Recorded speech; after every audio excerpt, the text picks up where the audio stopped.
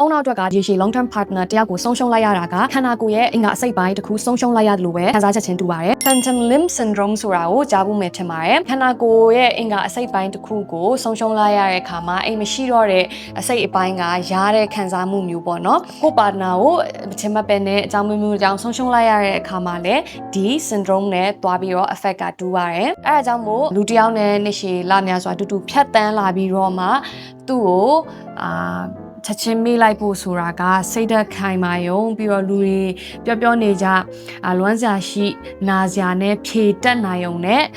မရပါဘူးသူ့ရဲ့ဖြစ်တည်မှုနဲ့ presence ကကိုယ့်ရဲ့ psychological level တွေမှာကပဲနဲ့ physiological level အထိပါနေတာဖြစ်တဲ့အတွက်ခဏလေးနဲ့မေးပြဖို့ဆိုတာကအရန်တော့ practical မဖြစ်ဘူးတဘာဝမကြနေပါဘူးဒါကအပြန်အလှန်ဆက်သွယ်နေတဲ့ neural တွေနဲ့ physiological system ၅ခုကိုပြန်ပြီးတော့ rewire လုပ်ရမှာဖြစ်ပါတယ် research တွေအရဆိုလို့ရှိရင်ခန္ဓာကိုယ်ကကိုပြန်ပြီးထိန်းညှိတက်လာဖို့ self regulate လုပ်တက်လာဖို့ဆိုလို့ရှိရင်အချိန်ကာလအပြင်12လကနေပြီးတော့18လလောက်ထိကြာနိုင်ပါတယ်အဲဒါကြောင့်မို့ long term relationship တစ်ခုကနေထွက်လာတဲ့လူတွေကိုအဲ့လောက်အချိန်ကိုပေးဖို့လိုအပ်ပါတယ်